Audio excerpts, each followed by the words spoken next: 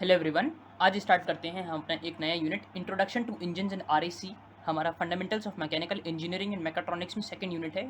ठीक है, इससे पहले हमने हमारे चैनल पे basic electrical engineering complete cover up करा हुआ है, इलेक्ट्रॉनिक्स इंजीनियरिंग कंप्लीट जो फर्स्ट ईयर में है, ये दोनों पार्ट्स वो हमारे कवर्ड अप हैं, आप उसे जाके देख सकते हैं। और इसी और फंडामेंटल्स ऑफ मैकेनिकल इंजीनियरिंग में भी यूनिट नंबर 1 कवर्ड अप है। ये आपको कुछ नहीं करना है, हमारे चैनल पर क्लिक करके आपको प्ले सेक्शन में जाके आप उन्हें एक्सेस कर सकते हैं अगर आपको इनमें से किसी में भी सब्जेक्ट में डाउट है तब। ठीक है, तो स्टार्ट करते हैं उसके साथ अपना इसका पहला topic that is engine. Engine क्या होता है? तो इंजन से हम समझते हैं कि कोई भी एक ऐसी मशीन या कोई भी एक ऐसा डिवाइस है जो किसी भी एक फॉर्म ऑफ एनर्जी को दूसरे फॉर्म ऑफ एनर्जी में कन्वर्ट कर रहा है। ठीक है, तो डिवाइस और machine which convert any form of energy into mechanical energy is known as engine. कई बार ये 2 नंबर में आपसे डेफिनेशन पूछ लेता है AKTU।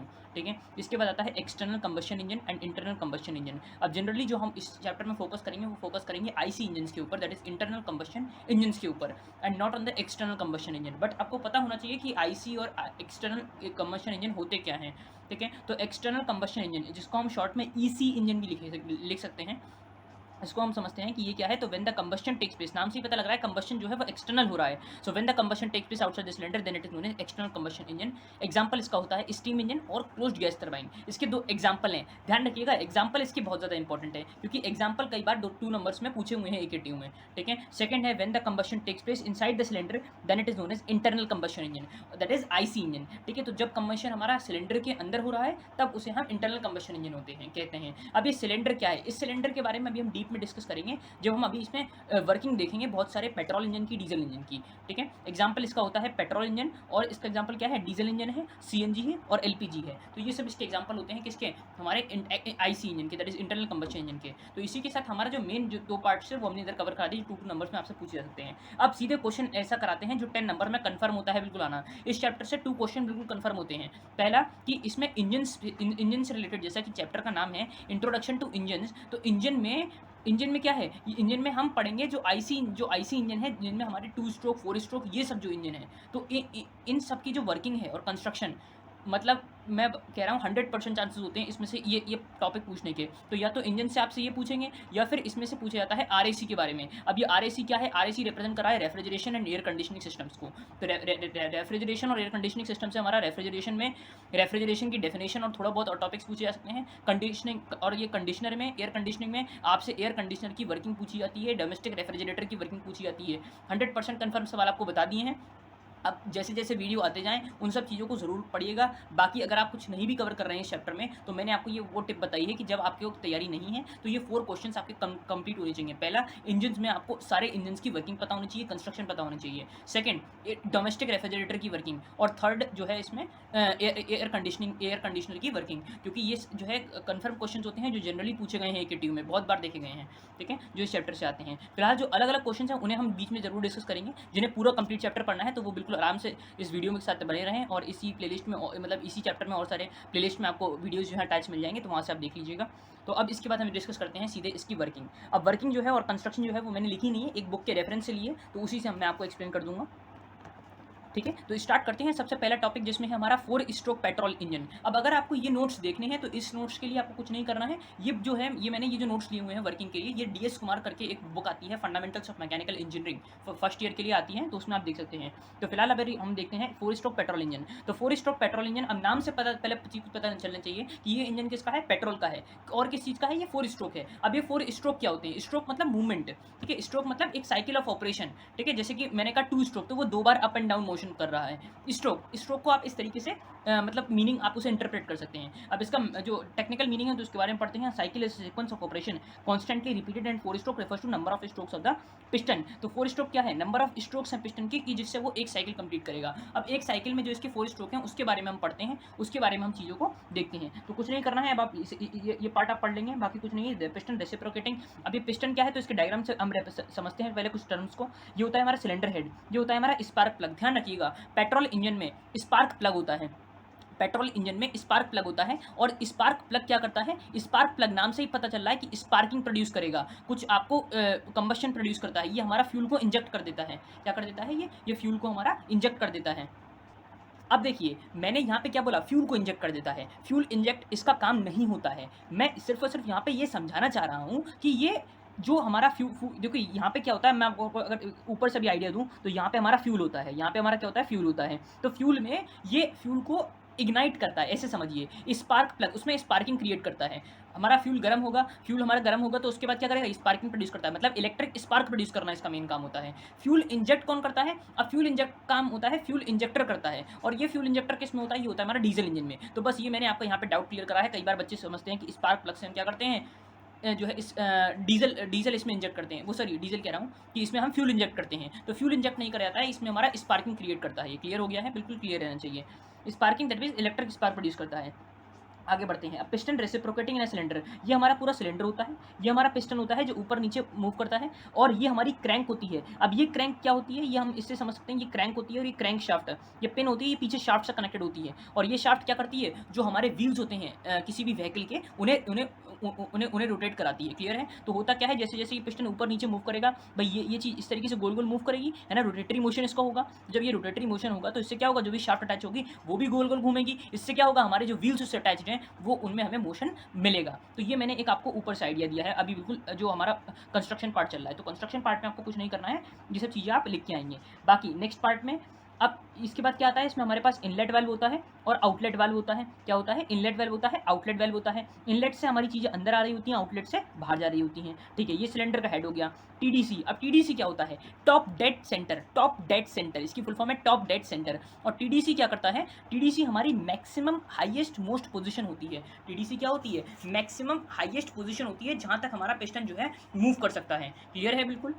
ठीक है, तो ये बिल्कुल क्लियर रहना चाहिए। टॉप मोस्ट पोजीशन होती है ये पिस्टन की। ठीक है, टॉप मोस्ट पोजीशन होती है जो हमारे पिस्टन की होती है। और बीडीसी नाम से ही पता लग रहा है, बॉटम डेड सेंटर, मतलब बॉटम डेड दैट इज सबसे नीची पोजीशन, सबसे लेस पोजीशन। ठीक है, जो टॉप मोस्ट का जस्ट अपोजिट हो गया, तो दैट इज द बीडीसी, तो वो हमारा बीडीसी होता है। तो पिस्टन हमारा इसमें बीडीसी टीडीसी में मूव करता है। क्लियर है, बाकी आपको समझ में आ गया। ये सिलेंडर है, ये पिस्टन है, टीडीसी बीडीसी, इनलेट वाल्व, ये क्रैंक शाफ्ट, क्रैंक से कनेक्ट होती है, इसके साथ ये कनेक्टिंग रॉड होती है। क्लियर हो गया, बिल्कुल क्लियर है। अब ये जो हम साइकिल पढ़ रहे हैं वो पढ़ रहे हैं 4 स्ट्रोक, इसलिए हम इसमें 4 स्ट्रोक की वर्किंग समझेंगे। तो अभी तो हमारा कंस्ट्रक्शन चल रहा है, इतना सब आपको कंटेंट लिख के आना है कंस्ट्रक्शन वाले पार्ट में। क्लियर हो गया कि ये चीज़ें इससे कनेक्टेड होती हैं, ये इससे ऐसा होता है, ये पार्ट हो जाएगा आपका कंस्ट्रक्शन का। वर्किंग वाले पार्ट के अंदर, वर्किंग वाले पार्ट के अंदर अब आप स्टार्ट करेंगे सैलिएंट फीचर्स ऑफ 4 स्ट्रोक। अब आप चाहें इसे सैलिएंट फीचर लिखें या आप हेडिंग बना के लिखेंगे, क्योंकि एकेटीयू में देखिए हेडिंग्स का कहीं ना कहीं एक इंपॉर्टेंस है। आप जरूर किसी भी आंसर को लिख रहे हैं तो उसकी हेडिंग जरूर लिखें, ब्लैक पेन से उसे हाईलाइट करें, तो वो कहीं ना कहीं गुड सही रहता है। ठीक है, अब आप कुछ नहीं करना है, अब आप एक हेडिंग बनाएंगे। ऊपर आपने इतने पार्ट के लिए क्या डाल दिया heading, that is what, that is आपने डाल दिया इसमें कंस्ट्रक्शन। अब आप इसमें क्या डालेंगे, इसमें डालेंगे वर्किंग, तो वर्किंग की हेडिंग चलेगी। अब वर्किंग में समझते हैं क्या है। ठीक है, तो अब देखिए इनटेक और सक्शन स्ट्रोक, तो इसमें सबसे पहला हमारा होता है इनटेक या सक्शन स्ट्रोक। अब इसको अगर मैं बहुत ढंग से समझाऊं तो इसमें क्या होता है, इनटेक या सक्शन स्ट्रोक में initially the piston is a top dead centre, तो इनिशियली क्या होता है, ये पिस्टन हमारा टॉप डेड सेंटर पे होता है। एक वर्किंग समझ लीजिए, बाकी की वर्किंग बिल्कुल सिमिलर चलती है, आराम से समझ में आ जाएगी। ठीक है, तो initially the piston is top dead centre, the inlet valve is open, inlet valve कैसा रहता है, ओपन रहता है, एंड आउटलेट वाल्व कैसा रहता है, क्लोज रहता है। तो पहला पॉइंट इसमें बनाएंगे आप कि पिस्टन जो है हमारा टीडीसी से बीडीसी की तरफ मूव करता है। Initially the piston is a top dead centre, inlet valve कैसा रहता है, ओपन रहता है, आउटलेट वाल्व क्लोज रहता है। क्लियर है, पिस्टन मूव करता है टॉप डेड सेंटर से बीडीसी की तरफ। क्लियर है, टॉप डेड सेंटर से पीडीसी की तरफ मूव करता है, और क्या होता है, इनलेट वाल्व हमारा ओपन रहता है, आउटलेट वाल्व हमारा क्लोज रहता है, पहले पॉइंट पे। दूसरा, and the pressure inside the solute, अब इससे क्या होता है कि जब हम टीडीसी से बीडीसी की तरफ मूव करेंगे तो हमारा ये टीडीसी से जब बीडीसी की तरफ मूव कर रहा है तो इसमें जो एटमॉस्फेरिक प्रेशर है वो रिड्यूस हो जाता है। सिलेंडर के अंदर प्रेशर क्या रहता है, रिड्यूस हो जाता है। तो द वैक्यूम दस क्रिएट, अब ये यहाँ पे एक तरीके से क्या हो जाएगा, वैक्यूम क्रिएट हो जाएगा, क्योंकि प्रेशर कम है तो प्रेशर हमारा हाई प्रेशर से लो प्रेशर में जाएंगी गैसेस। ठीक है, तो the vacuum thus created causes the charge. अब ये चार्ज क्या होता है, तो चार्ज के बारे में समझते हैं। चार्ज में क्या होता है, charge is a mixture of fuel and water, charge is a mixture of fuel and air, fuel and air. तो फ्यूल और एयर का यहाँ पे मिक्सचर जो है वो दोनों चीज़ें अंदर जा रही होती हैं इसमें। तो यहाँ से हमारा फ्यूल भी जा रहा होता है और वाटर भी जा रहा होता है। ध्यान रखिएगा, ये सिर्फ और सिर्फ 4 स्ट्रोक पेट्रोल इंजन के केस में है। पेट्रोल इंजन में ही हमारा फ्यूल अंदर जाता है, दैट इज फ्यूल और एयर मिक्स होकर अंदर जाती है। और वो कौन मिक्स करता है, हमारा कार्बोरेटर मिक्स करता है। कार्बोरेटर के एलिमेंट होता है, ठीक है, अगर आपने कभी सर्विसिंग कराई होगी तो आपने देखा भी होगा, तो कार्बोरेटर के एलिमेंट होता है जो हमारा फ्यूल और चार्ज को, एयर को मिक्स कर देता है। क्लियर रहना चाहिए बिल्कुल एकदम आराम से। ठीक है, अब देखिए आगे बढ़ते हैं। तो the vacuum thus created cause the charge to rush in, तो चार्ज हमारा अंदर की तरफ आता है। चार्ज क्या है, charge is a mixture of fuel and air. And to rush in and fill the space vacated by the piston. अब इससे क्या होगा, जो हमारा स्पेस वैकेट हुआ पिस्टन से नीचे मूव करते वक्त, तो ऊपर वाले पार्ट में क्या होगा, गैस आ जाएगी। Now the charge consist of the mixture of air and petrol prepared by the carburettor. जो कौन प्रिपेयर करता है, carburettor. The suction continues till the position the piston reaches the PDC position. Suction क्या होता है, suction तब तक रहता है जब तक हमारी वो पीडीसी पोजीशन नहीं आ जाती। भाई सक्शन में क्या आएगा, इनलेट गैसेज अंदर आएंगी। तो आप इमेजिन कर पा रहे होंगे कि इनलेट गैसेज अंदर आ रही हैं और पिस्टन हमारा नीचे की तरफ मूव कर रही है। इमेजिन करने वाला पार्ट है बिल्कुल, ठीक है। The piston has now made a one stroke. अब इससे क्या हुआ, एक स्ट्रोक इसने कंप्लीट कर ली, नीचे की तरफ वो मूव कर गया, ठीक है। And the crankshaft has turned 180 degree. अब ये जो हमारी क्रैंकशाफ्ट होती है ये पूरी क्या हो गई, 180 डिग्री घूम गई है। मतलब ये वाली पोजीशन जो है यहाँ पे जो है वो अब आप इधर दिखाएंगे इस तरीके से। क्लियर हो गया है। The piston has now made one stroke and crankshaft has turned 180 degrees and that is has made the half of the revolution. तो उसने एक हाफ रेवोल्यूशन कंप्लीट कर दिया। नेक्स्ट इसके बाद होता है कंप्रेशन स्ट्रोक। तो करना कुछ नहीं है, मतलब सिंपली आपको ऐसे समझाना है कि ये पिस्टन एक बार नीचे जा रहा है, फिर ऊपर जा रहा है और फिर नीचे आ रहा है, फिर ऊपर जा रहा है। 4 स्ट्रोक कंप्लीट हो गए। तो बस अब इसके अलग अलग नाम दिए हुए हैं। तो ये पहला हो गया इनटेक या सक्शन स्ट्रोक। नेक्स्ट होता है कंप्रेशन स्ट्रोक। कंप्रेशन नाम से पता लग रहा है जो चीज़ें अंदर आ चुकी हैं उसको कंप्रेस करेंगे, तो अब पिस्टन हमारा बीडीसी से टीडीसी की तरफ मूव करेगा। Now both the valve are close. इस केस में हमारे दोनों वाल्व क्लोज होते हैं, ये इंपॉर्टेंट है मेंशन करना। अगर आप यही बोल देंगे तो सारी की सारी गैसेस क्या हो गई, बाहर निकल गई। अगर हम ये नहीं बोल रहे तो इसका मतलब यही हुआ कि both the valve are close and the movement of the piston is from BDC to TDC position. The charge inside the cylinder is compressed to the clearance volume. अब एक क्लियरेंस वॉल्यूम क्या होती है, मतलब एक ऐसी वॉल्यूम जहां तक वो मूव कर सकता है। क्लियर हो गया है, तो उसको हम क्लियरेंस वॉल्यूम बोल सकते हैं। तो and the movement is of the piston is from BDC, the charge inside the cylinder is compressed to the clearance volume, the volume decreases. अब इससे क्या हुआ, जो वॉल्यूम होती है वो डिक्रीज हो जाएगी। भाई हमारी जब चीजें ऊपर की तरफ मूव करेगी, जब पिस्टन ऊपर की तरफ मूव करेगा था, तो हमारी गैस क्या हो जाएगी, जो चार्ज है हमारा वो हमारा डिक्रीज हो जाएगा, मतलब उसकी वॉल्यूम डिक्रीज हो जाएगी। And there is a continuous. और जब वॉल्यूम डिक्रीज करेगी तो टेम्परेचर क्या हो जाएगा, उसका बढ़ जाएगा, प्रेशर बढ़ जाएगा। तो प्रेशर एंड टेम्परेचर बढ़ जाएगा। Majority of the petrol engine का कंप्रेशन रेशियो इस्तेमाल करते हैं 5:1 या 8:1 के बीच में। अब इसका भी हम कंपैरिजन देखेंगे जब पेट्रोल और 4 स्ट्रोक और 2 स्ट्रोक के बारे में, तब भी आपको दिखाएंगे हम, ठीक है। Towards the end of compression approximate value जो प्रेशर और टेम्परेचर की होती है वो 6 to 12 बार या 250 से 300 डिग्री सेल्सियस रह जाती है। तो इतना पार्ट आप कंप्रेशन स्ट्रोक में लेके आएंगे वर्किंग में। क्लियर है। तो ये कंप्रेशन स्ट्रोक में होता है। क्या पता चल गया ना आपको क्या हो रहा है, कि हमारा कुछ नहीं हो रहा, ये ऊपर की तरफ मूव कर रहा है, गैसेस कंप्रेस हो रही हैं, उससे उसकी वॉल्यूम डिक्रीज हो रही है और वॉल्यूम डिक्रीज होने से प्रेशर और टेम्परेचर बढ़ गया है, जिसकी अप्रॉक्सीमेट रीडिंग जो इसमें मेंशन है वो है 6 to 12 bar and 250 to 300 degree Celsius. Clear है, बिल्कुल क्लियर रहना चाहिए। अब देखिए इसमें क्या होता है, थर्ड है हमारे पास वर्किंग एक्सपेंशन और पावर स्ट्रोक। ये हमारा थर्ड स्ट्रोक होता है। तो मैंने क्या बताया, पहले पिस्टन नीचे आया, फिर पिस्टन ऊपर की तरफ जाएगा, अब पिस्टन किस तरफ आएगा, नीचे की तरफ। तो अब देखिए नीचे की तरफ आएगा तो वर्किंग एक्सपेंशन और पावर स्ट्रोक, इसको हम वर्किंग स्ट्रोक भी कहते हैं, एक्सपेंशन स्ट्रोक भी कहते हैं, क्योंकि एक्सपेंड कर रहे हैं गैसेस। और पावर स्ट्रोक क्यों कहते हैं इसके बारे में भी पता लगेगा आपको। When the piston reaches the TDC position. अब ये टीडीसी पोजीशन पे आ गया। देखिए अगर हम इसको एक फिगर की हेल्प से रिप्रेजेंट करें तो ये सक्शन था, भाई ये सक्शन ही तो था। सक्शन में क्या हुआ, नीचे की तरफ आए।